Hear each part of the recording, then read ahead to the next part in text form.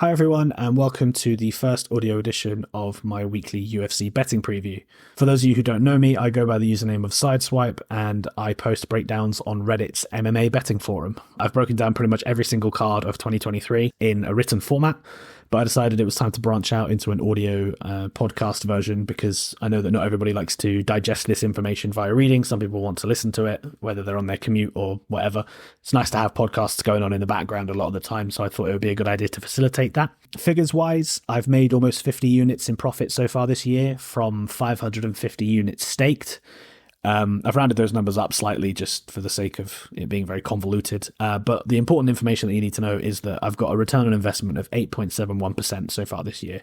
I think that's a pretty decent figure for a first year of tracking these things officially in like a public space. It's not good enough, obviously, for me to be charging for people to pay for my picks, which I don't think I'd be interested in doing anyway. I think it's good enough for me to demonstrate that I know what I'm doing from a betting and from an MMA perspective, and demonstrate that I can make money long term. I would be very surprised if I didn't make profit this year.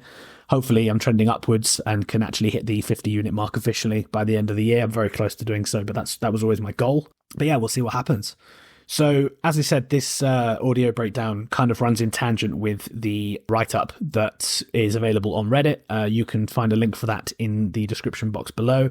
Obviously, I will be making updates to it as the week goes by, as we get closer to fight day, as one of the most important parts of what I do is monitoring line movement and making sure that I place the bet at the right time so that I get the best line available.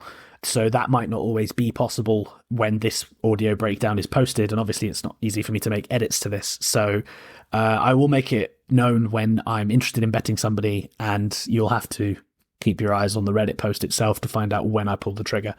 I've been very good at doing that historically. I think one of the best things I bring to the table as a bettor is somebody who is able to analyze line movement and know where it's going and keep good tabs on it. And I very rarely get the wrong end of the stick with line movement. So on that, a little bit more detail about me in terms of what I bring to the table. As the title suggests, I specialize in focusing on betting. There's a distinction there in that I'm not interested in giving you fight predictions or providing picks. That's not what this podcast is about. You're probably able to decipher who I fancy to win, but I'm not here to tell you I reckon this guy's going to win when they're a minus 700 favorite. There are many creators out there who are going to do that, but they're also the same people who aren't going to educate you and tell you why that minus 700 favorite probably isn't a good idea from a betting perspective when you want to cram it into your parlay. Ironic that I'm recording this a week after Gabriel Bonfim lost to Nicholas Dalby as a minus 700 favorite. I think it was minus 700. It could have been minus 600. In my written breakdown for that fight, I said I kind of expected Bonfim to win, but I thought that the line was ridiculous, and that I took a 0.5 stab on Nicholas Dalby simply on principle because of the numbers, despite the fact that I thought he was going to lose. So that was fortune favours the brave kind of thing. But also, for every content creator that you've listened to who's just giving you picks, they all would have just picked Bonfim. And if you're someone who's just generating parlays off the back of that, your parlay is lost. And they don't care because they don't have a record that follows that, and they aren't sort of held accountable to that. Whereas what I'm doing, if I tell you to bet something and I'm betting it myself, I lose money if I get it wrong. So there's something in it for me, as well as you, which I think separates me from other people. But yeah, as I said, in short, this is a betting podcast. It's not about picks or picking winners. My opinion here is to give you an insight into what I think you should be putting your money on, not who I think is going to win the fight. I focus on the numbers, not so much the names. And that's the reason I started doing this in the first place. If anybody has been following my stuff on Reddit, you might remember my actual initial entrance into the space on Reddit. It was in January when I kind of joined and looked around and was really surprised that there weren't a lot of people talking about betting as a sort of theory with concept and strategies, as opposed to just sort of talking about it in like a tenfold parlay where everyone just sort of screenshots their stuff and everyone compares notes and says this is the exact same thing in an echo chamber. There wasn't enough terminology regarding units, regarding closing line value, regarding VIG and stuff like that.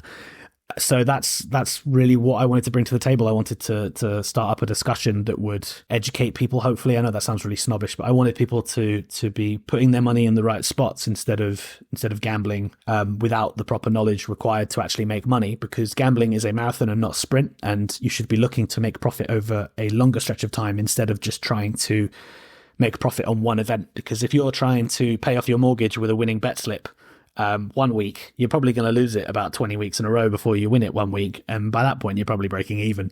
So yeah, hopefully if you are going to be paying attention to the stuff that I'm posting, whether it is my written breakdown or by the audio, hopefully I can pass on a little bit of knowledge that might help make you slightly sharper as a bettor. That's essentially what I am aiming to do with these posts. So for what you should expect from me from a betting perspective is mainly moneyline bets, sometimes prop bets, and occasionally a parlay that's a double, maybe a treble if I'm feeling really brave about something. But I use a unit system, which is essentially usually between 1 and 5 units. A unit is 1% of my bankroll, and my bankroll is obviously the money that I have set aside for betting purposes. Think of the units as essentially a confidence level of how, and also a risk level as how much I am willing to risk of my money on a specific bet. Nothing will ever really be more than 5 units, which is obviously 5% of the bankroll, because again, betting is a marathon and not a sprint, and you shouldn't be trying to one and done it. Essentially, it should be small little monetary gains as opposed to one massive home run. So yeah, I've done enough preaching.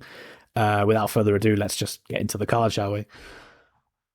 So our main event of the evening is obviously for the vacant UFC light heavyweight championship between Jiri Prochazka and Alex Pereira. This was the first bet that I placed on the entire event. I placed it a few weeks ago because obviously with it being a big pay-per-view, they put the money lines for the main card fights out a bit earlier.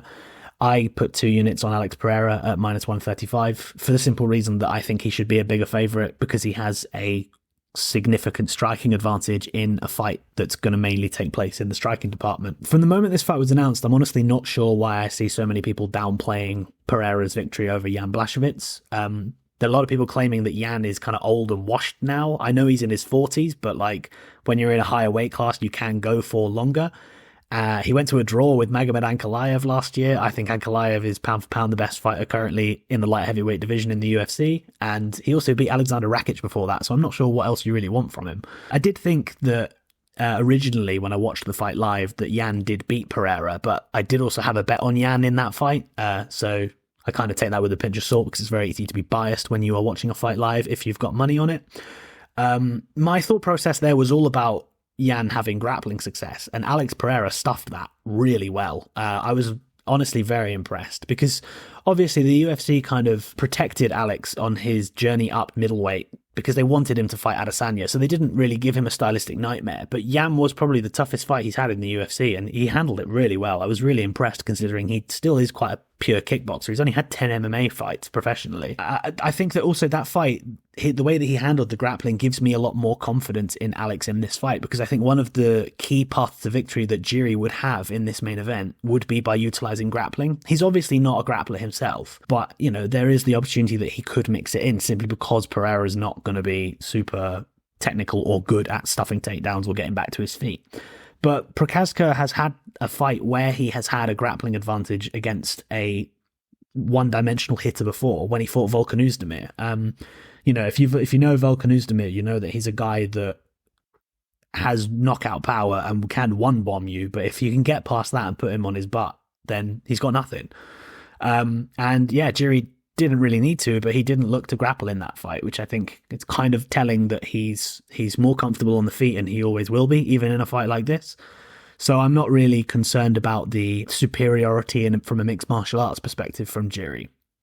Which brings us to the striking. And for me, I just think Alex Pereira is a better striker. He's more technical, he's more crisp, he's more clean. He does have lower volume, but he's a lot more selective with the shots that he lands, and I think he will have the big moments. Jiri is a really exciting fighter to watch, and someone that we've all really enjoyed the sort of wild circus that he has brought to the UFC since he's been in the organization. But it's moments of chaos that he has thrived in. And really, when you look at the kind of guys that he's beating by finishes, they're not these super technical, crisp, clean, defensively aware, lethal strikers like Alex Pereira, who has been sort of dueling with some of the most lethal strikers and also fellow clean technical strikers his whole career. I know that Jiri is obviously going to show him something new with this sort of wild, unorthodox style that he has, but I just don't think that that's going to phase Pereira. I think that when, Prochazka is throwing tomahawk elbows or sort of trying to close the distance and land like sort of hooks that he's putting his whole hip into, Alex is just going to be firing 1-2s and body kicks. And I know that that is quite a elementary offering from a striking perspective, but that is all you need to be a successful striker. And I think Alex knows that. And I think in this fight, he really just needs to mind his P's and Q's, stay away from, Jiri at his most wildness, and just piece him up with the basics. I think that should be enough. I've thought that for quite some time watching Jiri Prochazka. I've always thought if there's a guy who is willing to trade with him and not be intimidated by his like reckless, crazy style, then that person can have a lot of success with just meat and potatoes, which I think Alex Pereira really can bring. And another thing I did want to add, I started off by sort of commenting on my confusion as to why lots of people were downplaying Pereira's win over Jan Blachowicz. We haven't seen Jiri Prochazka for a year and a half because he's been injured. I think he had a shoulder injury or something, but his last fight was for the title, but he squeaked past 42-year-old Glover Teixeira. Like, he was 28 seconds away from losing a decision to Glover. And Glover fought 6 months later against Jamal Hill, and he looked atrocious. Like, Jamal Hill looked so dominant in that Glover Teixeira fight, in a way that I just was absolutely shocked by. And I really think that, honestly, like, Jiri's stock you have to kind of think his stock has fallen a bit just because of how bad Glover looked 6 months later. You could say that they put a beating on each other, so maybe the last sort of like light that old man Glover had left kind of got extinguished by Jiri, but that Jamal Hill fight was not a good look. And also, to make that narrative about Glover a little bit further, Glover is the man who trains Alex Pereira. Like, he's the guy who took him under his wing when he came to the UFC. So there's got to be a little bit of insight worth, looking at there in terms of how much Pereira can maybe learn from someone who has spent 24 and a half minutes in the cage with Jiri and, won numerous rounds, enough rounds to, I think he was up on the scorecards, if I remember correctly.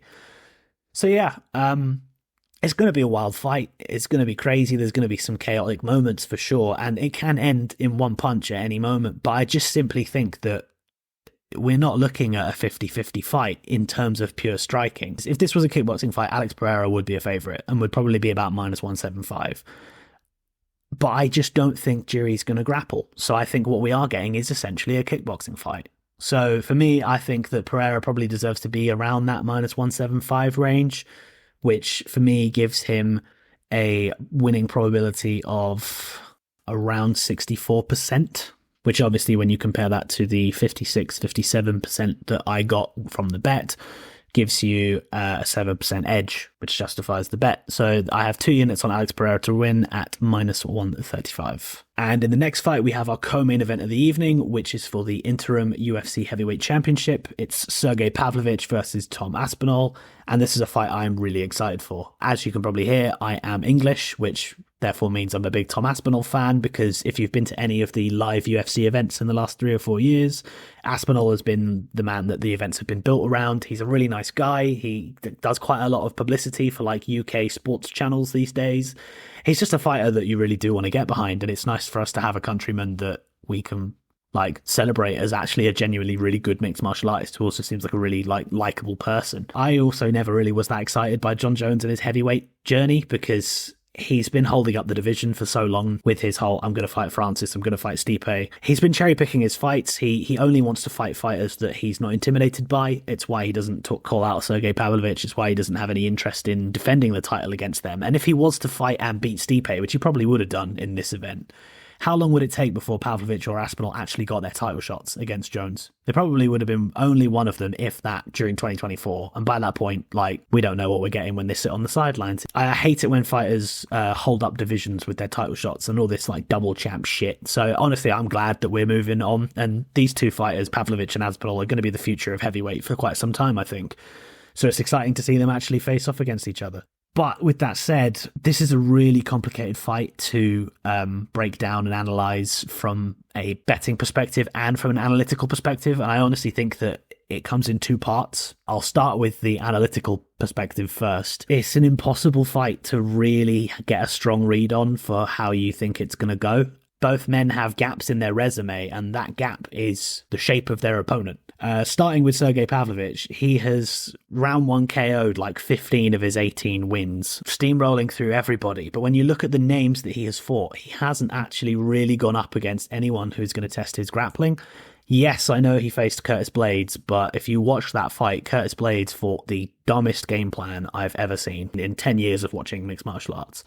Blades shot one takedown, and he did it when he was already rocked. Like, as far as I'm concerned, that finishing sequence had already started when Curtis shot the takedown. So it was probably one of the easiest ones Pavlovich could ever stuff in his life.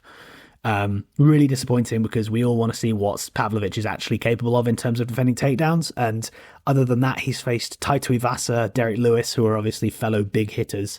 Shamil Abdurakhimov, I don't even know what he necessarily is good at. And then Marcelo Gome and Maurice Green, who I don't think are good at anything. That obviously brings us all the way back to 2018 for his UFC debut when he fought Alistair Overeem. That's the pivotal fight that a lot of people have been mentioning this week in the build-up to the fight, because it's the only time we've ever really seen him on his back. And believe me when I tell you, he looks like a white belt on his back. He looked awful when Alistair Overeem had him on the ground. He didn't know what he was doing. And as he's a heavyweight, I don't think he knew how to get back to his feet. So he just let Overeem go through the motions and he stopped him. But again, an asterisk on that. It's 2018 and it's his UFC debut. It's 5 years ago. And he was a lot younger and a lot less experienced than he is now. So can you really hold that against him?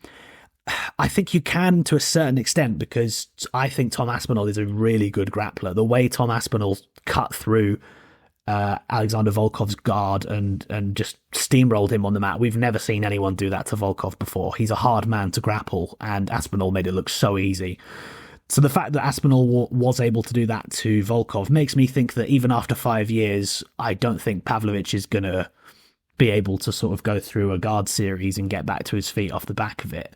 But again, you can't say it with a whole lot of confidence. This is information that's 5 years out of date. So that is enough for me to sort of say that I don't have a strong opinion on Pavlovich versus Aspinall from Pavlovich's perspective, because I don't know how he's going to fare against this kind of opposition. You look at Aspinall's record, and I don't really know how it's happened, but Tom Aspinall has not faced a hard hitter yet.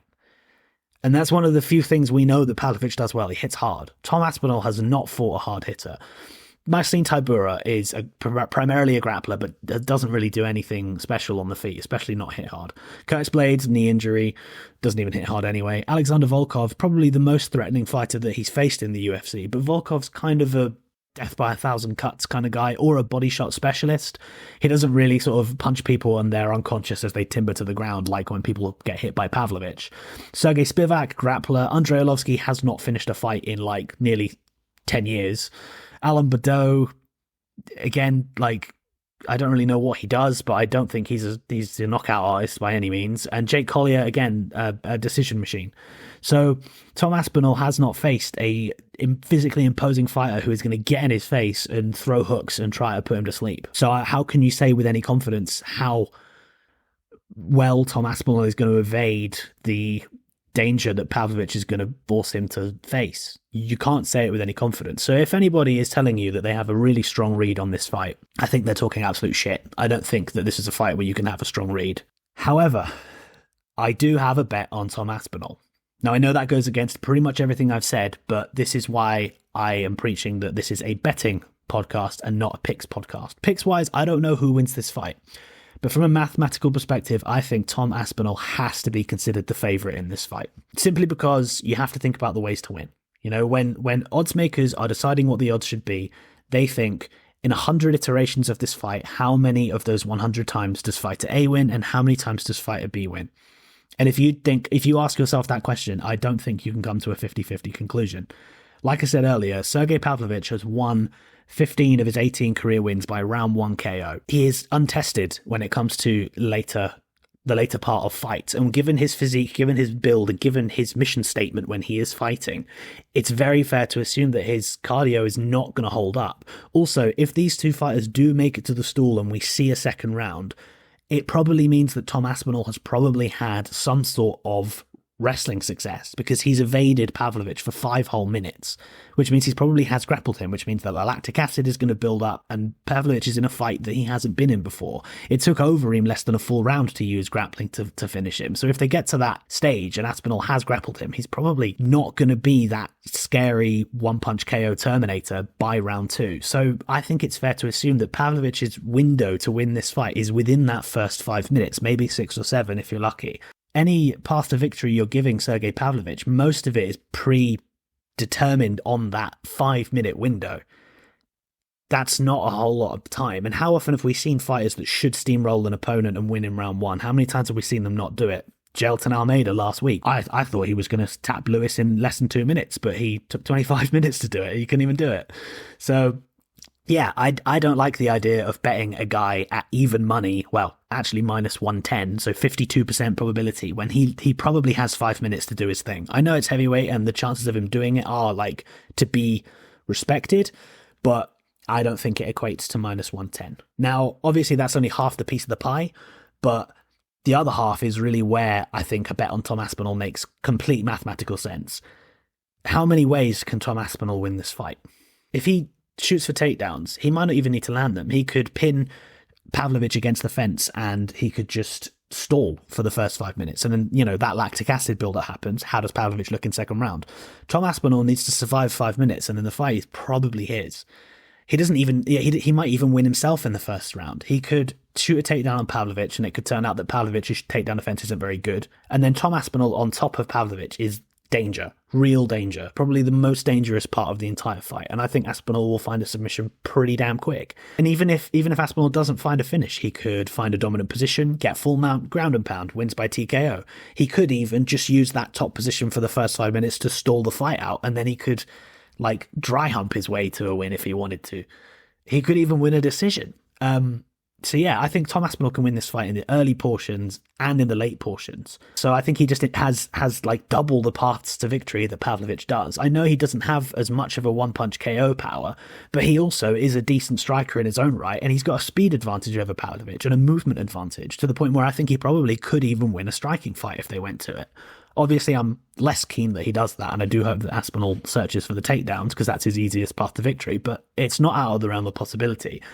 I think if you as a listener count up how many ways you see this fight ending, you can't tell me that Pavlovich wins half of them, because Aspinall's got too many ways that he can win this fight compared to just that one already narrow 5 minute window that Pavlovich has. So I'm not saying that Aspinall deserves to be a big favourite like in the 67% minus 200 region, but I think that he deserves enough respect for it to be like 60%, maybe between 55 and 60%.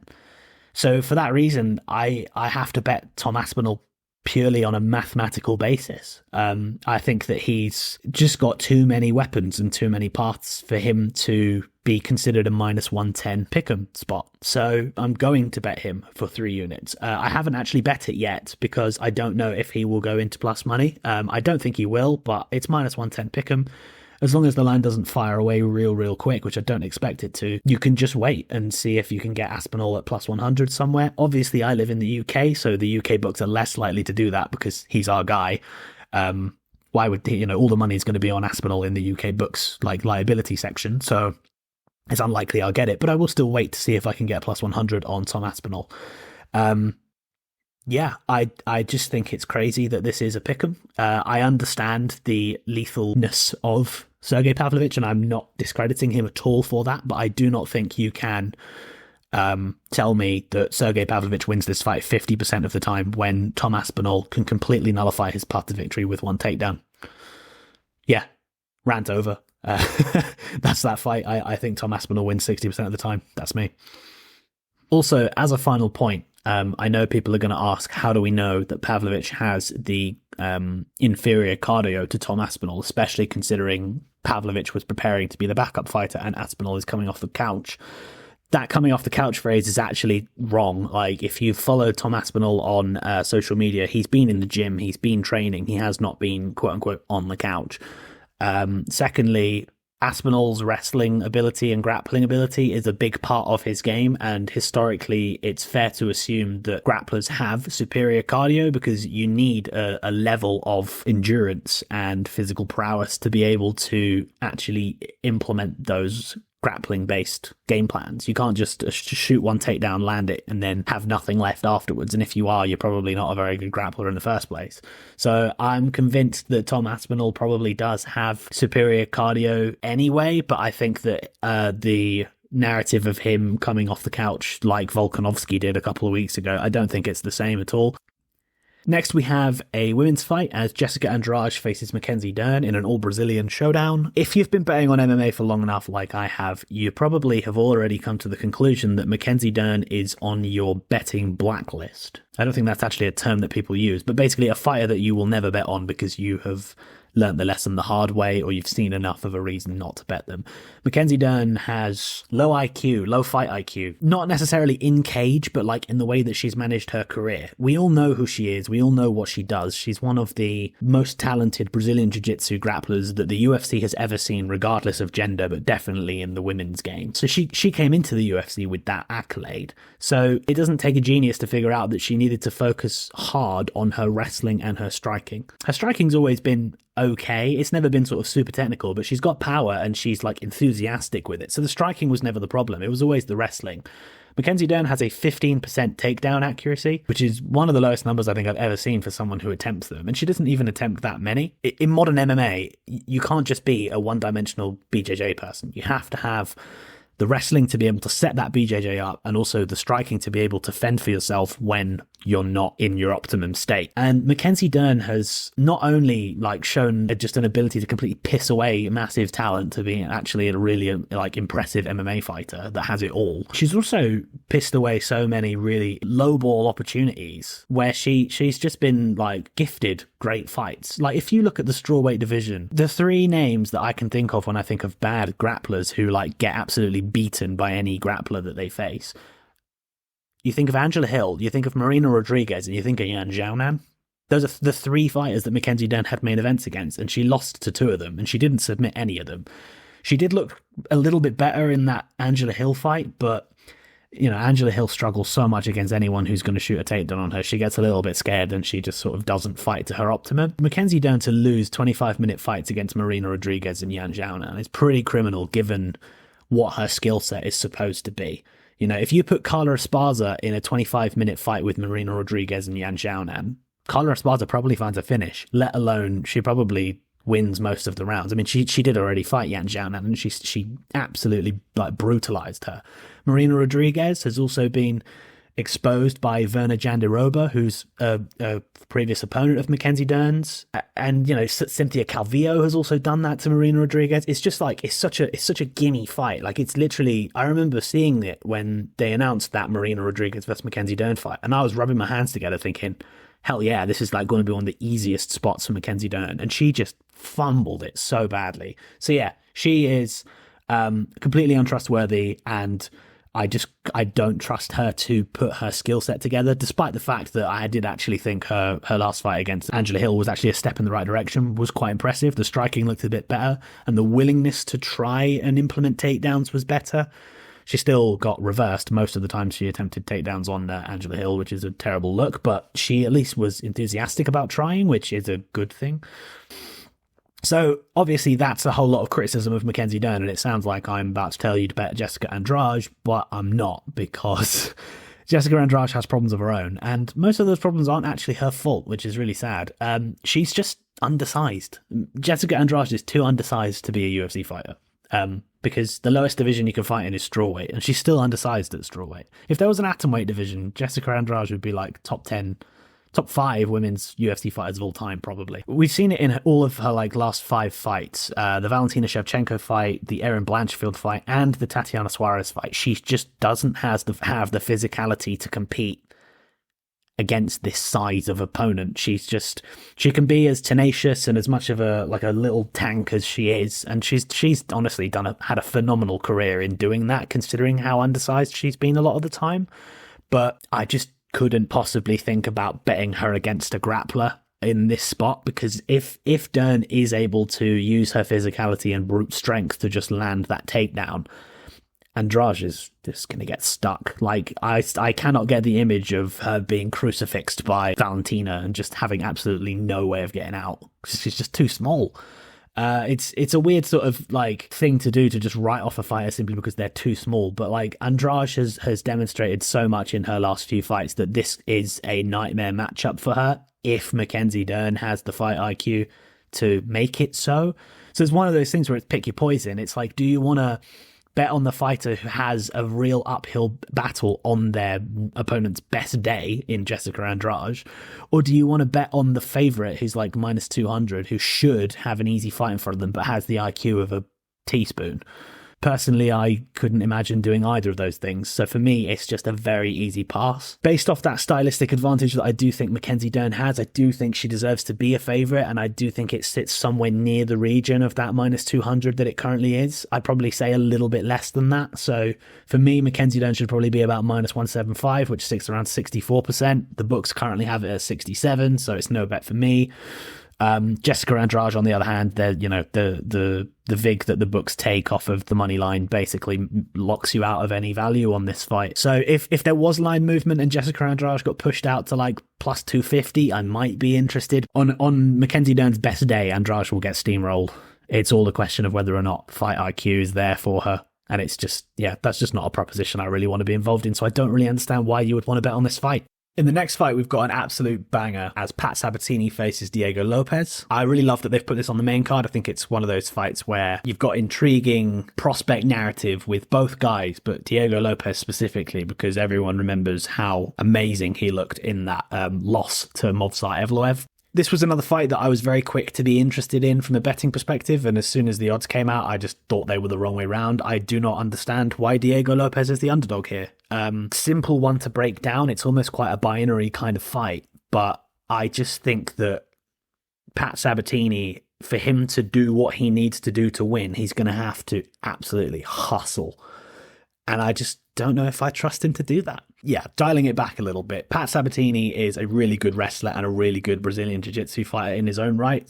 When he is able to do his best work, he looks sensational, and he's a fighter that I'm really interested in betting in a lot of the time. But he is not a fighter without his flaws. He has been dropped and hurt by a lot of opponents, and he's past the point of it being a fluke. He is very frail on the feet, and I wouldn't like his chances of surviving if he has to strike for a long period of time. Thankfully for Sabatini, he obviously can stick to people like glue and completely blanket them, so he doesn't have to worry about it all the time. But if he gets put against an opponent that is going to be able to find those moments to strike with him, Sabatini is never too far away from being in danger.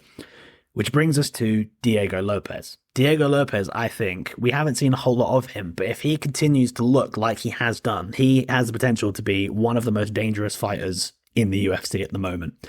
That submission that he hit Gavin Tucker with was unbelievable. I bet Gavin Tucker in that fight, and I was quite bullish in my breakdown in saying that it was disrespectful and that Diego Lopes could just be flash in the pan. He could never end up being anywhere as good as he ever was in that Movsar Evloev fight. And Gavin Tucker was a legitimate BJJ black belt and a decent wrestler in his own right. Like, how can you assume that this Brazilian guy who's fought once is going to just come in there and submit him? And Diego Lopes locked up a triangle before he even hit the mat.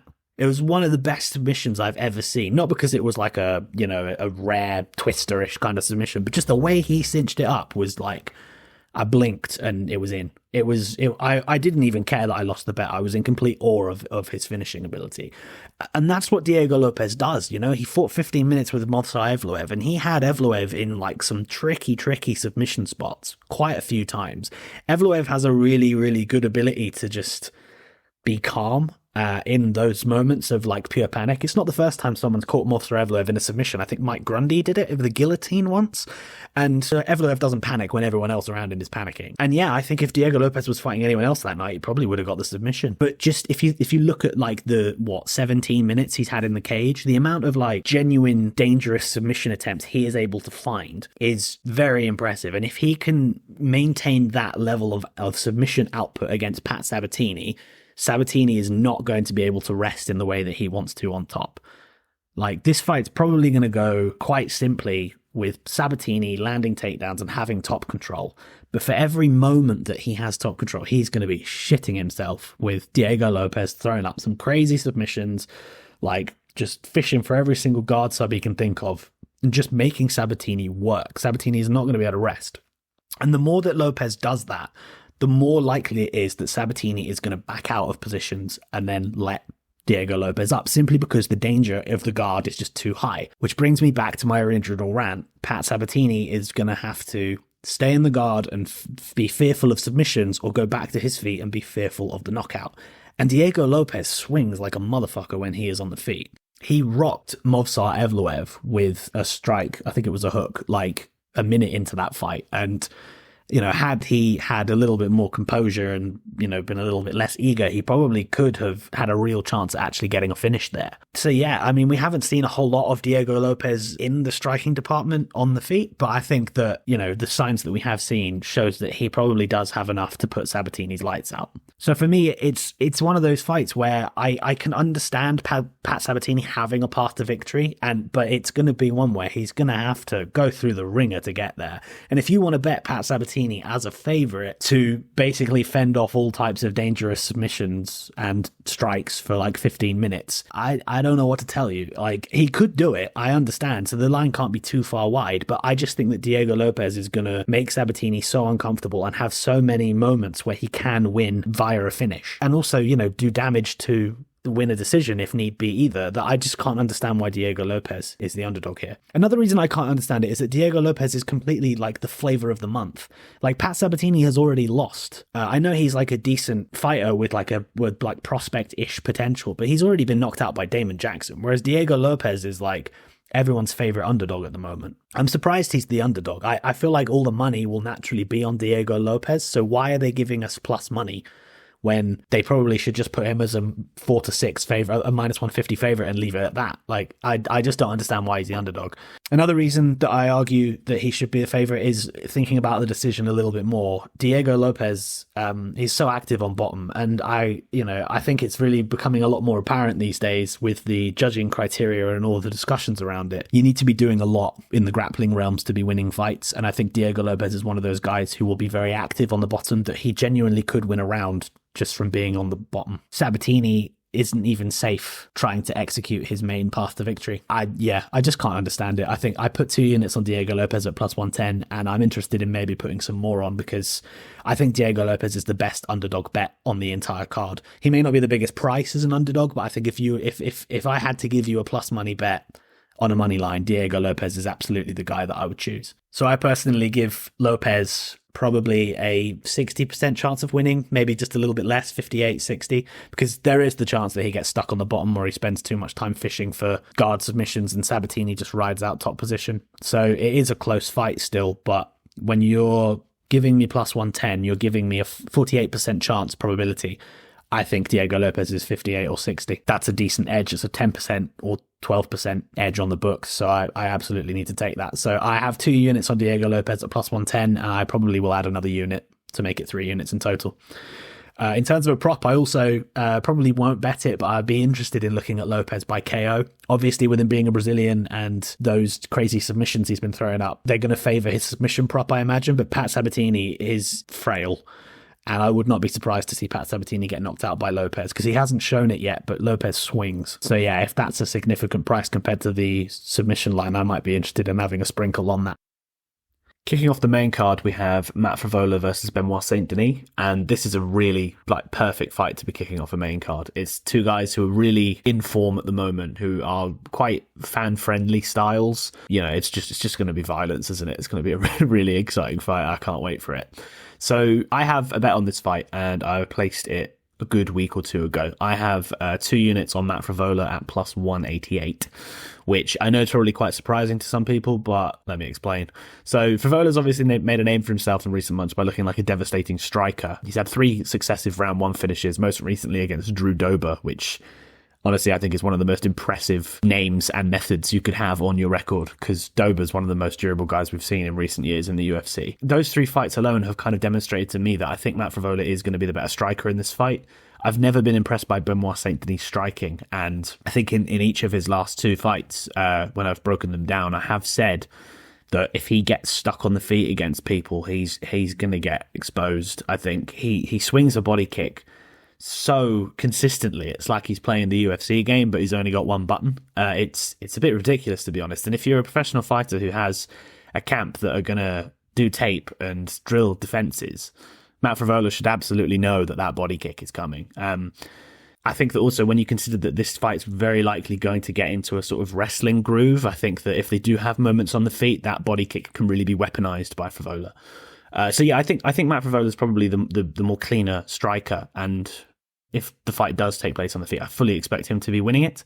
But I know, obviously, this is a fight that is probably going to descend into the grappling realms. We've obviously seen Benoit Saint-Denis do some great work on the mat in recent fights, most recently against Thiago Moises, which was obviously a very impressive scalp to have on your record, given that Moises is a high-level Brazilian Jiu-Jitsu guy. But I think people are forgetting that Matt Frevola is actually a very tricky guy to fight on the mat. His first few years in the UFC, they weren't particularly inspiring, and honestly, to me, it's quite surprising that Matt Frevola is this fringe top 15 warrior that people love to see fight, because honestly, his first few bouts in the UFC were quite boring, 50-50 split decision grappling fests. But he's always been a nightmare in that realm. So I think back to his fight against Luis Pena, who I know obviously we look at him very differently now compared to how we did back in the day. But when he was on The Ultimate Fighter, people were looking at him like some sort of decent grappling prospect, and he had a massive size advantage against Matt Frevola, but, he just could not settle him on the mat. Frevola was doing absolutely everything he can and scrambling at every single moment and just was not settling. And even, I think, may have landed a takedown or two of his own in that fight. But I think it's just one of those things where sometimes you have these fighters that are just so good at just getting into the groove in a wrestling kind of fight that they're just impossible to pin down. And I think Matt Frevola is one of those guys who will give you a really good account of how to defensively grapple if put up against a guy who's going to want to lay him out flat on the back, which is what Benoit's obviously going to want to do.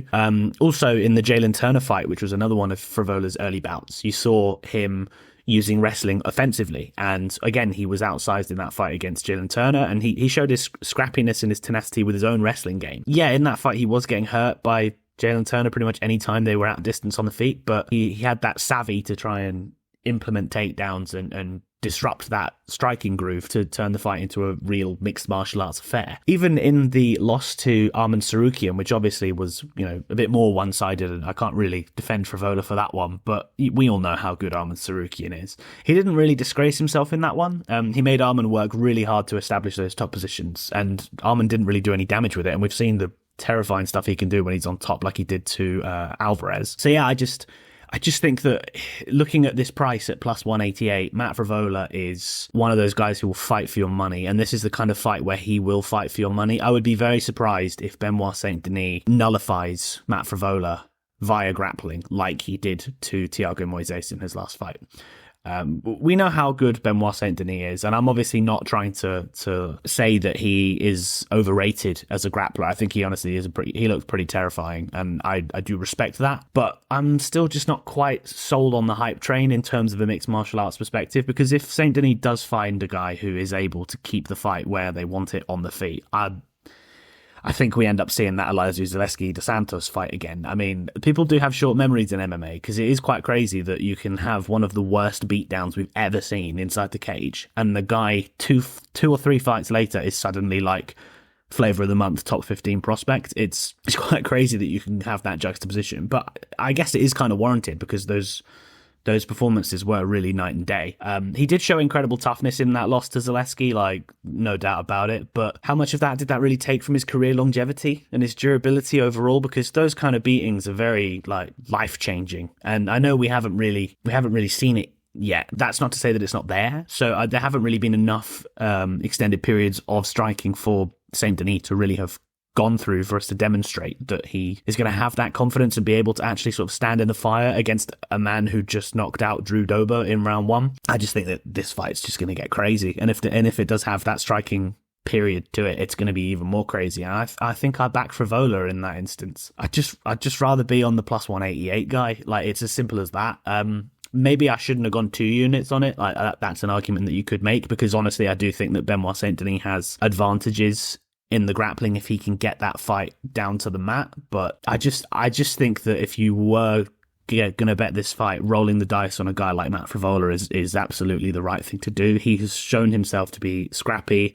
He's competed. He's won as an underdog numerous times. I just think he'll make this fight much closer than it's supposed to be. I don't think you can say that he deserves to have a 35% chance to win this fight. I think he's got more than that.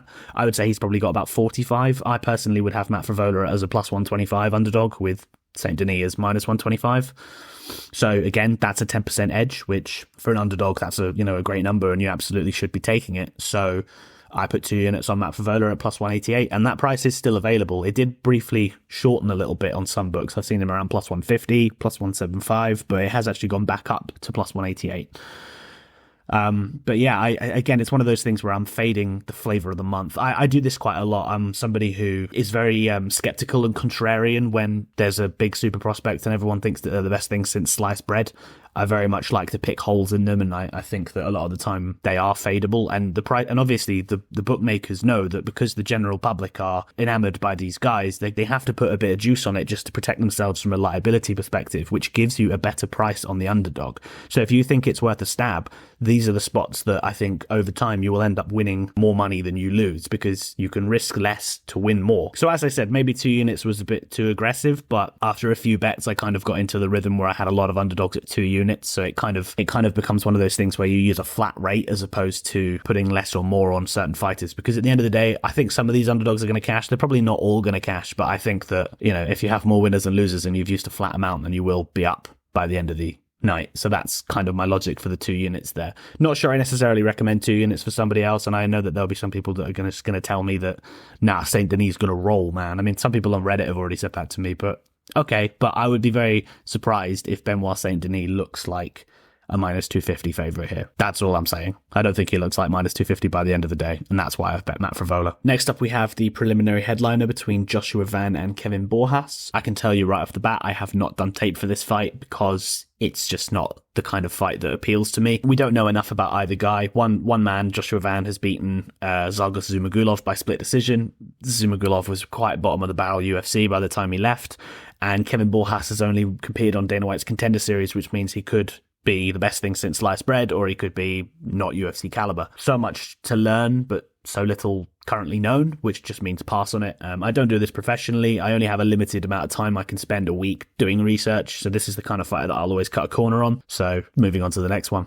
And that next fight is a short notice bout between Alessandro Costa and Steve Erceg. It's quite funny that I actually left my breakdown of Steve Erceg versus Matt Schnell to the last when I was doing this whole card breakdown, because I just couldn't trust Matt Schnell to actually show up to a UFC fight, because he's pulled out of like 7 fights in the last 3 years or something, and then lo and behold, a few days later he did pull out of this fight. So we've got Alessandro Costa stepping up for the second time to be a company man and save the day, and this fight actually conveniently does a lot to justify my stance on the Van versus Borjas fight as well, because when I did regional tape on Steve Erceg before he made his UFC debut, I was not impressed. I wasn't impressed with his striking at all.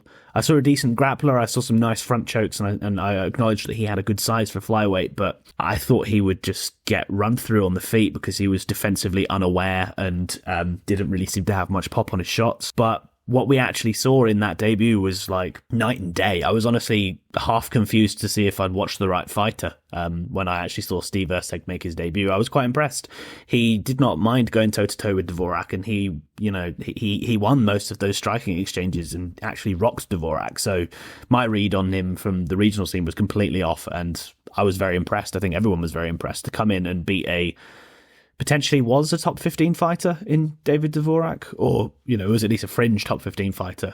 It's very impressive to be able to do that. So Costa, he is a tale of 2 fights, really. He looked pretty average in his debut to Amir Albazi when he stepped in on short notice. He also is stepping in on short notice here. His output was really low in that Albazi fight. It was almost concerningly low. He landed 17 significant strikes, and 5 of them were leg kicks, which it's just not an enthusiastic sight to see, really. Somebody who has this opportunity on short notice and seemed to be fighting so defensively that they didn't actually want to offer anything themselves. It almost felt like Costa was coming in to not get disgraced, take the L, and then build his career from there. He almost did that in that he it wasn't particularly dangerous, and I think, he did actually get finished in the 3rd round, so he didn't quite achieve that mission.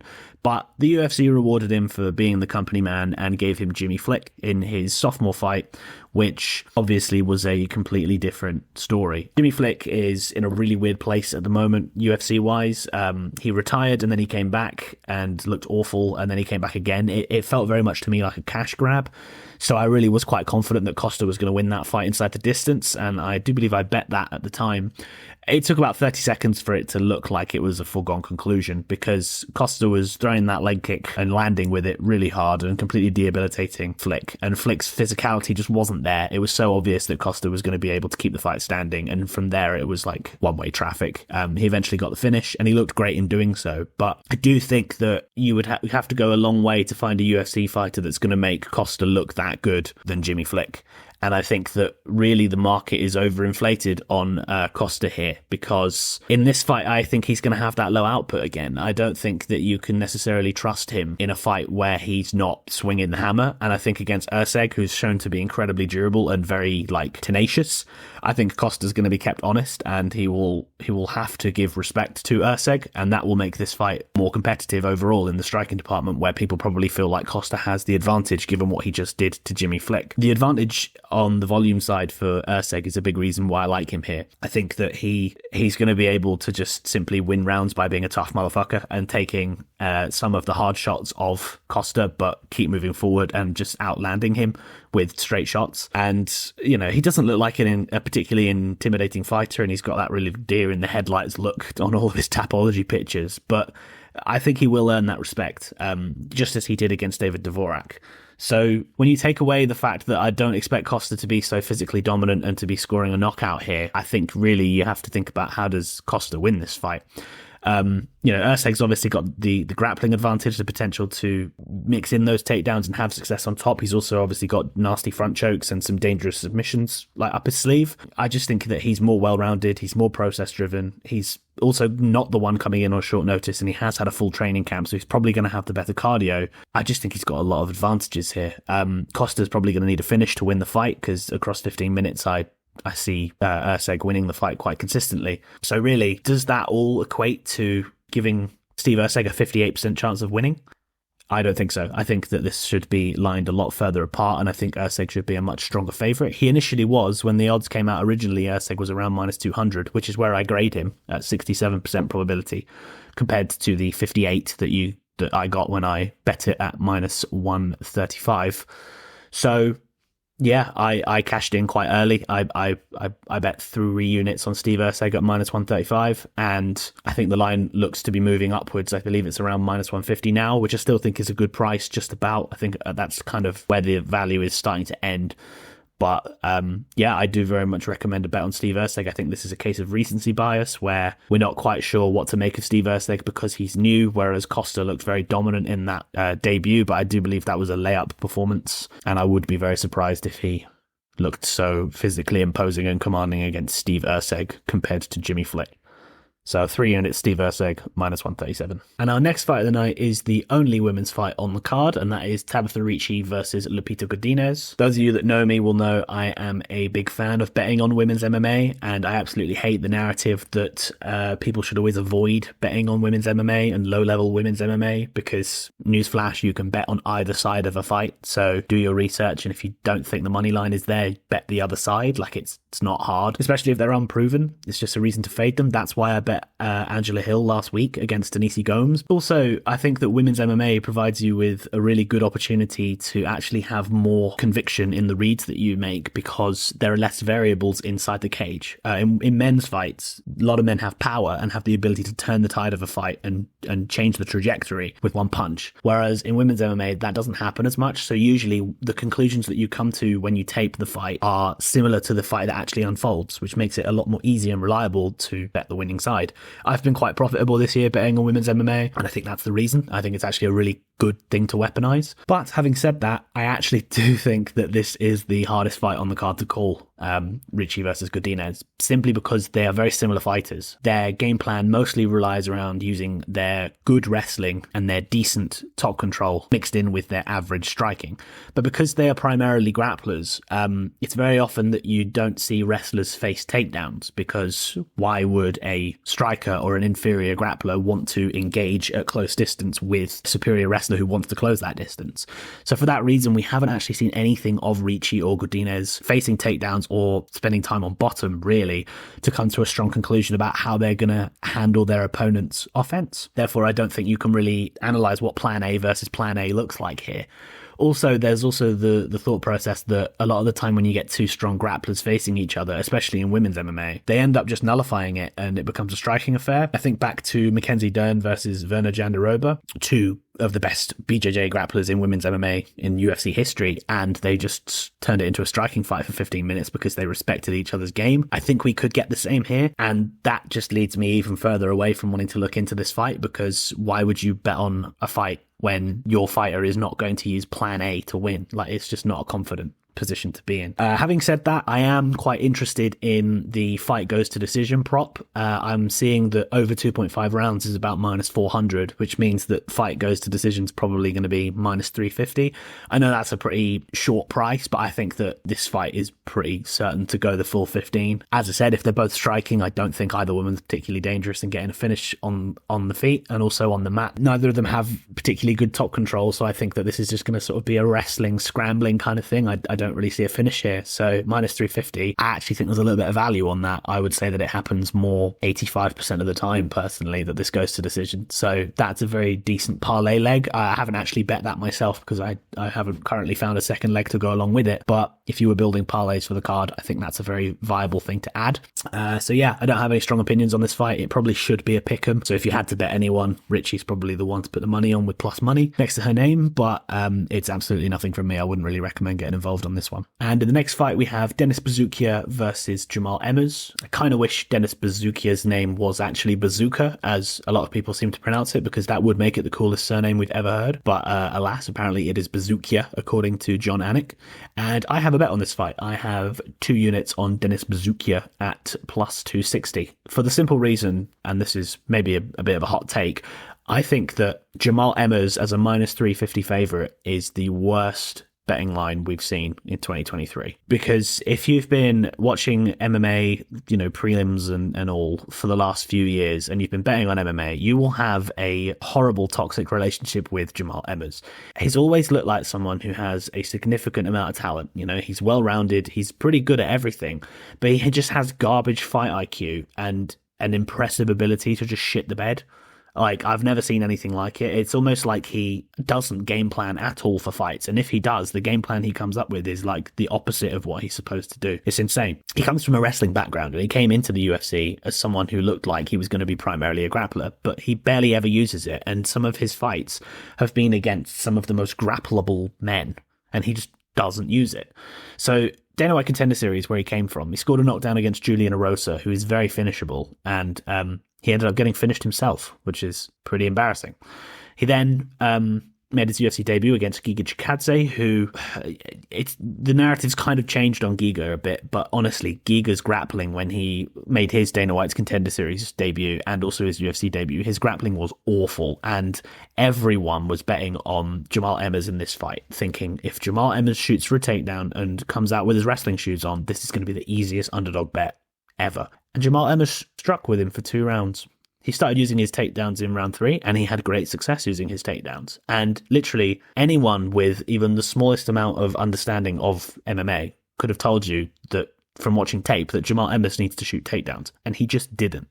Like, it's your UFC debut. Like, just get a win under your belt, regardless of how good or bad it is. Just get a win under your belt and start from there. This isn't the only time that we've seen him do like some pretty stupid shit. He dropped Pat Sabatini in his fight and then got heel hooked 30 seconds later, which is, to get heel hooked at all at UFC level is pretty embarrassing, but to get heel hooked after you've rocked the guy and dropped him is even more embarrassing. And then most recently against Jack Jenkins, he did exactly the same thing he did against Giga. Jenkins is quite susceptible to being grappled, and he waited until round 3, and he had good success in doing so. So yeah, that was his last performance. So I don't think Emmers has changed at all. Even if you want to look at the positive side of his record, his 2 wins at the UFC have been against Vince Cachero. I barely even know who that is. Like, that guy was not UFC level, and it's honestly not even worth talking about. And Kushain Ashkabov, who was famously that fraud who had probably the most padded record we've ever seen. I think he was like 25-0 coming into the UFC and just looked shit. So, how many UFC fighters can you choose that would beat Vince Cachero and Shane Askabov? I could think of quite a few. So yeah, why is Jamal Emmers minus 350 here? What has he done except shit the bed and beat the bottom of the barrel? And why does that mean you can trust him at nearly 80% probability? It's just crazy.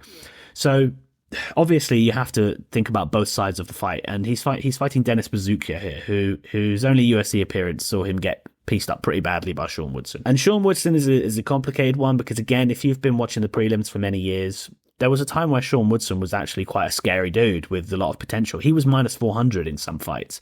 But then I think he had a couple of shocking upset losses, and we had to recalculate our opinions. You know, he's not got a great record, but also Woodson is built like a spider. Like his length is incredible, and he's quite a well-rounded fighter. He's got dangerous submissions as well as like suffocating output. It's a hard fight to deal with. Like I could think of a lot of guys who are probably ranked a bit higher than Sean Woodson in the overall rankings that would probably lose to him. I think Woodson's gone from being overrated to underrated here, and honestly, I don't really mind that Bazukja lost that fight. I don't blame him too much. But to be honest, like I started this rant off by telling you all the reasons why Jamal Emmers is shit, and I'm not going to lie to you. The main reason I'm betting on Dennis Buzukja here is because I think Jamal Emmers is never going to be worth minus 350, and there's always going to be value on his opponent. You know, I just think if you're going to bet on Emmers at this price, you don't understand how betting works and identifying value and looking at betting lines, because it's kind of what I said about Gabriel Bonfim last week. If you actually watch tape on the guy and you actually see their body of work in the UFC or in MMA in general, how does it quantify you having this level of confidence in them? I just simply do not think it does. So Dennis Buzukja trains at Serra-Longo with Aljamain Sterling, Merab Dvalishvili, Matt Frevola, guys like that who are quite well-rounded and grappling heavy dudes. And also Serra-Longo, they come up with some really good game plans. I just think that this is just the kind of fight where I think that there's just potential for, if somebody wants it, you can beat Jamal Emmers. And I'm not saying that Dennis Buzukja has shown me a whole lot that he is the guy who is going to be able to naturally have the ability to win this fight in the way that I think someone like Diego Lopes has shown that he has an ability to win his fight. But I just think that you should be looking to fade Jamal Emmers at minus 350 because you've got the opportunity for a really lovely price on something that could be a lot closer than it looks. I have 2 units on Dennis Buzukja at plus 260. I think he absolutely makes this fight look more competitive than it really is. And yeah, that's all there is to it. Why is Jamal Emmers minus 350? And in the next fight, we have an exciting bout between Nazim Sadykhov and Vladislav Borshchev, who goes by the nickname of Slava Claus. I think I'll just go with that. So, if you've been reading my stuff on Reddit, you may remember earlier this year that I was probably the most enthusiastic Nazim Sadykhov truther that there has ever been. I had 5 units on him to win that debut bout against Evan Elder, and it's probably the luckiest bet I've ever won in my life, from like a moneyline perspective, to be honest, because as far as I'm concerned, he was 2 rounds down and he wasn't looking too great. He might have turned the tide, but I didn't really expect him to get a finish over Evan Elder, and he forced a cut, I think off of a kick, if memory serves. The doctors stopped the fight and gave Sadykhov a win that he really didn't deserve. I think everyone knows that. So obviously I was very hyped up on Sadykhov's ability in that debut, but it obviously led me to kind of recalibrate my opinions because he was so underwhelming in my opinion. I also went on to have one of my best bets of the year on Evan Elder in his next fight, and he looked great in that fight. So I think that it's kind of a mixture of me maybe overrating Sadykhov, but maybe also underrating Evan Elder, which forced me to get that fight wrong despite winning it. So yeah, I kind of was really interested to see what Sadykhov would look like in his sophomore fight, simply because I had a lot of questions. And they gave him Terence McKinney. And Terence McKinney is a frustrating matchup to be a part of because he's such a binary fighter that it's kind of hard to learn anything, because the guy that you're facing him up against is going to have to fight the Terence McKinney narrative. And that narrative is Terence McKinney looks like hell on wheels in round 1 and is really good, but as soon as the buzzer goes and it's round 2, he forgets how to fight and loses. It's exactly what happened in the Sadykhov fight. He was soundly beating Sadykhov in round 1, but then, yeah, he got choked out quite quickly in round 2, such is life. That's just what Terence McKinney does. But I think a true test of whether or not a fighter is really good in a Terence McKinney fight is, do you win round 1? Ismail Bonfim went round one against Terence McKinney really impressively, and that led me to be really impressed by him. But Sadykhov didn't. And so once again, I'm kind of questioning, have I massively overrated Sadykhov, and is he actually that good? Because he spent more time in his UFC career being underwhelming than he has overwhelming. And honestly, he's been lucky to be 2-0 when if he doesn't get that cut in the Evan Elder fight, he loses. And if he fights Terence McKinney that understands that the fight's 15 minutes, he probably loses too. Honestly, the conclusion for that is that I have more questions than I do answers about Nazim Sadykhov. So I'm obviously very hesitant to get involved in betting his fights until I know more. And things get even worse when you consider that he's facing Slava Claus, who is in somewhat of a transitional period in his career. We all remember he came into the UFC off of a amazing Dana White's Contender Series KO, and he had that really hilarious dance afterwards. He obviously is a very quirky guy, and he's sort of like a bit of a circus. But I think he really lived up to that sort of circus freak show, I'm here to entertain the fans vibe from his early UFC fights. And it was going really well until they put him up against Mark Diakase and Mike Davis, who showed him what wrestling is, which it was quite disappointing to see how bad Slava Claus's grappling was in those fights, simply because he's the striking coach at Team Alpha Male, and Team Alpha Male is a wrestling gym. So it's kind of shocking that you can be such a key part of the cohort at Team Alpha Male but have such bad wrestling. But anyway, after those two losses, obviously it was kind of one of those things where he's maybe fighting for his job, and he came out against Mahashate most recently, and he looked a lot more composed and process driven, and it was really impressive. He landed 3 knockdowns and he won by TKO, but it was more than that. It was more just the fact that he didn't come out like a rabies fighter and just like swing for the fences, which I think is good for him overall, because if you're a striking coach of a gym, you must have a lot of technicality to you. So it's weird that he kind of didn't really have any interest in showing that when he was fighting so crazy. But yeah, there's kind of still going to be question marks about his grappling until we see him actually sort of improve on that. But does it show itself in this Nazim Sadykhov fight? I don't know.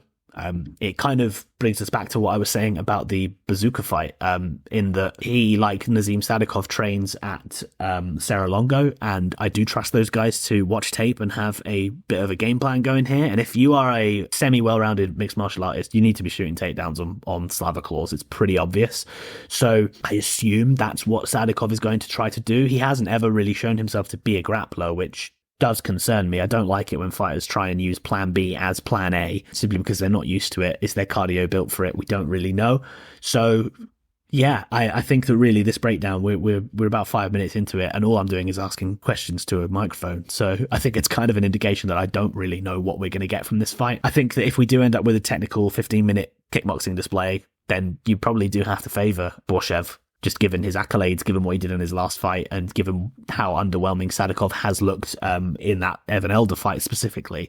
But I can't be sure that Sadykhov doesn't shoot takedowns, because if he mixes takedowns into the striking, I can very easily see him win here. And I think that there's probably value on the betting line if we know he's going to shoot takedowns. But we don't know he's going to shoot takedowns, so I don't really know how anyone can have any confidence in how this fight plays out.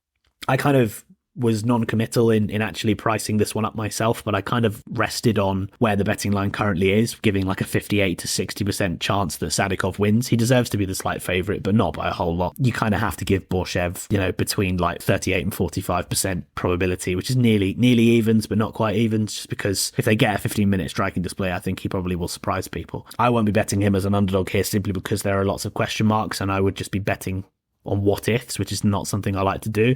But as I said before, if you're somebody who likes to bet on every single fight, Borshchev's not the worst underdog. If he's like plus 110, plus 120, it's not the worst underdog bet to go for if you want a plus money play. But as I said, I won't be betting him myself, so it's a pass from me. Next up, we have a tale of two grapplers as Jared Gordon faces Mark Madsen. Once again, I'm very surprised and confused as to why the UFC continue to be so gentle with Mark Madsen's matchmaking. So obviously he's been marketed as a former silver medalist in Olympic Greco-Roman wrestling, which is, a very impressive accolade. But the UFC have made sure that they put him in fights against other wrestling-based fighters who don't hit particularly hard. So like Austin Hubbard, Clay Guida, Vince Pichel, Grant Dawson. These are guys that are gonna want to fight close and wrestle or grapple with you for 15 minutes, who aren't really gonna pose too much of a threat offensively in the striking department, because Mark Madsen's striking is not very good. I mean, the striking's not amazing of any of the names I just mentioned, but simply because they are more well-rounded martial artists, they had striking advantages over Madsen. And once again, with Jared Gordon here, we've got that exact same archetype, and I just don't understand why the UFC are so insistent on protecting Madsen when he's already kind of shown to be a bit of a busted prospect at his age. Jared Gordon's not really a fighter that's ever really impressed me, but I can appreciate that he's very scrappy and decent at everything. I'd consider him like a C-grade striker, but someone who's probably a B+ in grappling and enthusiasm overall. So fighters like that, their best weapons are always their offensive wrestling and their cardio. And, you know, that's the kind of style that immediately is going to be competitive against someone like Mark Madsen, despite the silver medalist background in Greco-Roman. But as I said, I've never really been too impressed by Jared Gordon, because every single victory of his sees him have to utilize that enthusiasm and that cardio and hustle hard in fights that are like initially quite competitive across 15 minutes. His striking isn't terrible, but it's only really ever been good to beat a certain level of opposition, and that's one-dimensional fighters and guys who are primarily grapplers. That's kind of the description that fits Mark Madsen, which kind of gives you an indication as to why Jared Gordon's the favourite here. Gordon's also obviously not an easy man to hold down, as he's one of those wrestler-grapplers that works well on top and on bottom, so he is as good defensively as he is offensively. And he's faced a variety of opponents in his UFC career that were also specialist grapplers that have been a handful to deal with. He's faced Grant Dawson, Selecki, Chris Fishgold, and he's faced Leo Santos. And these are all guys who, whilst they're not all identical, they all do have a very similar mission statement, which is, I need to get this fight to the ground. And he beat 3 of those across 15 minutes. So that resume alone is probably enough for you to say that Jared Gordon should be the favourite here. Also, it's important to note that Madsen's specialisation in Greco-Roman wrestling is a key aspect to breaking down his fights. It's very important to have that distinction between Greco-Roman and just calling him a wrestler, because Greco-Roman wrestling is typically takedowns above waist height, so that's in the clinch, body lock-based things. So Madsen's ability to defend a single leg or a double leg isn't anywhere near as good as you think it would be. If you rewatch that Grant Dawson fight, you'll absolutely see that, because he got taken down numerous times, and Grant Dawson was just attacking the single leg because he knew that that's not where his opponent was specialised, which is quite clever, and Madsen couldn't deal with it. And he, again, with that whole idea of him being a Greco-Roman wrestler, there's not a whole lot of grappling involved there. His Brazilian Jiu-Jitsu ability and his top control are not anywhere near the level of his Olympic silver medal.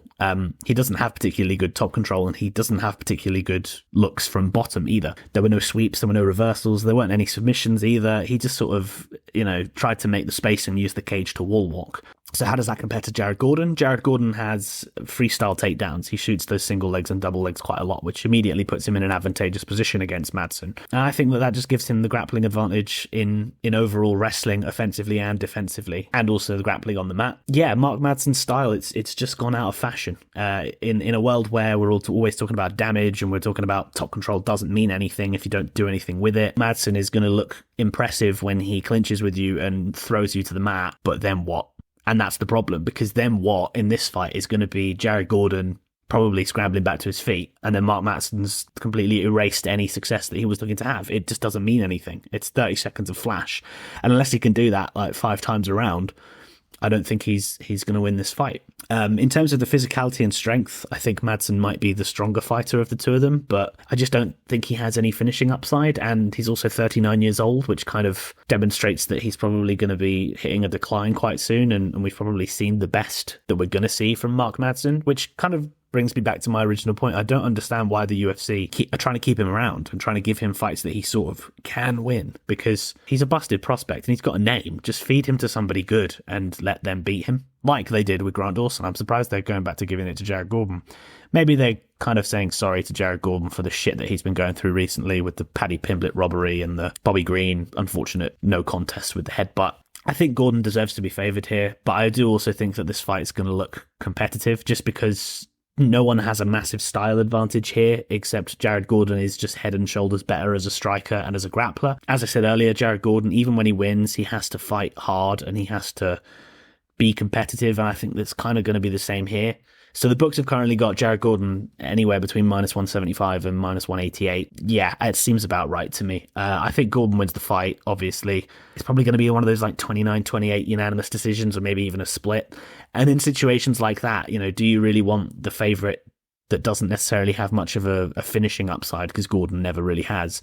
Do you really want them to go to a decision that's going to be one bad judge might fuck it up and give it to the other guy? That's not really the kind of metric I like to sort of give to my nearly -200 favourite. But with that being said, I do think that Jared Gordon is kind of priced correctly, and I do think he wins this fight around 65 to 67% of the time. I have him at minus 200 myself, which obviously gives a tiny bit of a higher percentage than the books, but it's not enough when you consider that they've put like Fig in their markets as well. So really, I think it's kind of been priced correctly by the bookies. If you are somebody who's creating a massive parlay, I think Jared Gordon's a good selection for that. Not because I think he's super duper value, but because you're getting what you're paying for essentially. And that's pretty much all I have for this fight. It's kind of priced accurately.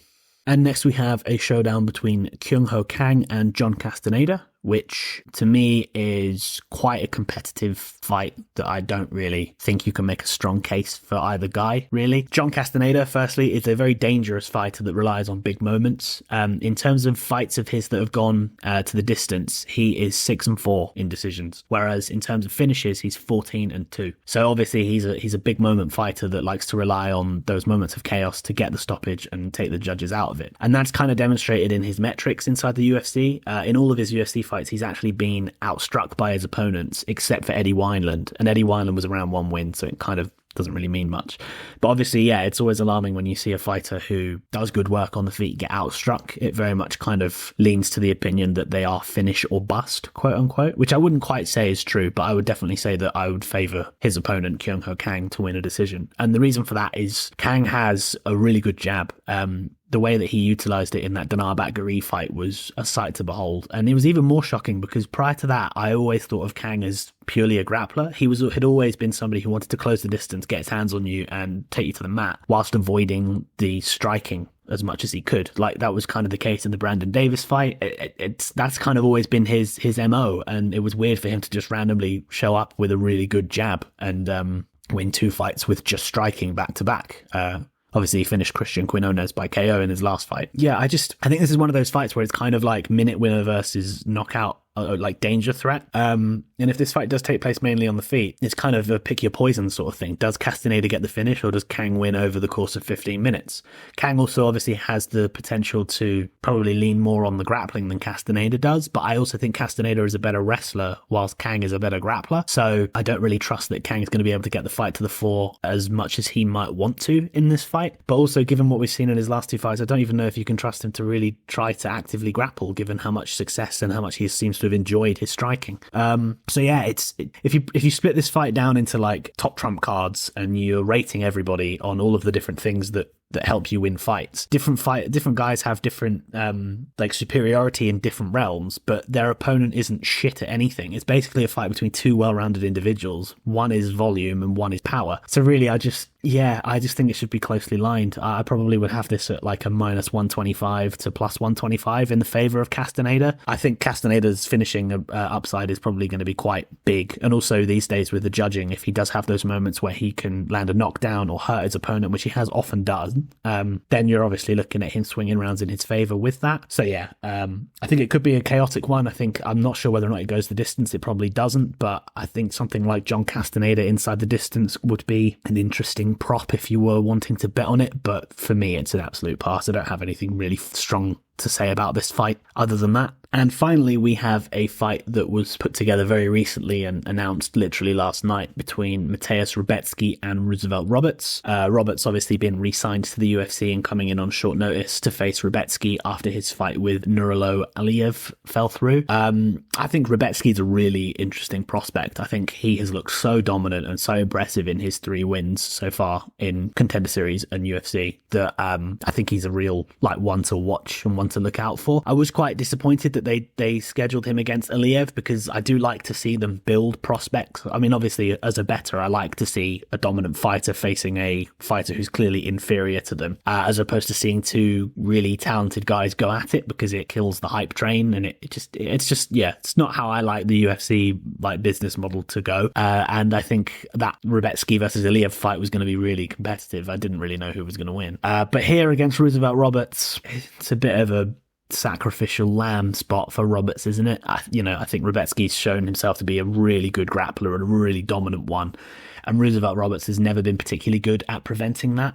To be honest, at this stage, I don't really know what Roosevelt Roberts is good at. He's kind of just like a C grade at everything. I never really know when he goes into a fight what it is he's actually trying to do. It always seems like he sort of just goes with the flow and matches the sort of fight that his opponent wants to bring to him. And I imagine Rebecki's probably going to ragdoll him for as long as he wants, really. I mean, if I look at Roosevelt Roberts' statistics really quick in the UFC. Again, obviously, it's been quite some time since he's actually fought in the UFC, since he got cut in 2021. And he got taken down 3 times by Alexander Yakovlev, 3 times by Vince Pichel, 1 time by Thomas Gifford, and he's giving up control time to all of these guys. And Rebecki is like 100 times better a grappler than any of those fighters. So, yeah, I think Roosevelt Roberts is being brought in to lose here. Yeah, he could pull off a crazy upset, but who knows? Obviously, there's no betting line out for the moment, but I would be very surprised if Rebecki's anything bigger than minus 500. I probably think you'll see minus 600 on Rebecki here. It's probably justified. I don't really see any reason for someone to want to back Roosevelt Roberts, especially given Rebecki has not shown an ounce of weakness in any of his UFC appearances so far. Yeah, I'm excited to see the next step for him. I'm excited to see where they build him in next time. Yeah, I think Rebecki could be the real deal. He does look really good. Yeah, not much else I can say without a betting line, but I don't think you'll want to get involved in this anyway because he's probably going to be minus 600, and I don't ever really recommend betting guys that short because there's just not enough meat on the bone, really, is there? MMA, anything can happen. So there we have it. That is a full card audio breakdown for the first time for UFC 295. Just a quick review of my bets. I've got 2 units on Alex Pereira at minus 135, 3 units to be placed on Tom Aspinall at minus 110 or better, 2 units on Matt Frevola at plus 188, 3 units on Diego Lopes at plus 110, 3 units on Steve Erceg at minus 135, and 2 units on Dennis Buzukja at plus 260. In terms of the general formatting of my Reddit post, I then list parlay pieces, just a few different fighters I think that you're fine to back in your long shot parlays. And for that, I would be using Alex Pereira, Steve Erceg, Jared Gordon, and fight goes the distance in Godinez versus Ricci. I don't actually think this is a very good card for parlay betting at all, so that is a pretty safe parlay that probably doesn't have a very good payout. I don't know what it is off the top of my head, but it's probably not very big. And finally, my dog of the week, it's basically where I just pick one of the plus money underdogs and choose which one I think is most likely to cash. And based off what you've heard, it's obviously got to be Diego Lopes. I think there are other underdogs who have a chance, but I think Diego Lopes should be the favourite. I really don't think he should have a plus number next to his name, and hopefully he comes through for me because it's reflected in my betting. I've got 3 units on him, whereas I've got 2 units on all the other underdogs that I'm playing. But yeah, appreciate any feedback that anybody wants to give me in the comments section for this. Obviously, it's my first time doing it. I don't really know what I'm doing, but we're just sort of rolling with it. I probably will be back next week with an audio version for every single breakdown that we do. We'll see how it goes. Hopefully it gets that demand. If you're new, please check out my Reddit post, which will be in the description box below. That's where most of the information that you need really is. I'd appreciate a subscribe. Obviously, if I am putting these out on a weekly basis, it'd be great for you guys to pick it up and become consistent listeners. As I said, any feedback, really appreciated. Enjoy the fights. Hopefully you make some money. I'll see you next week.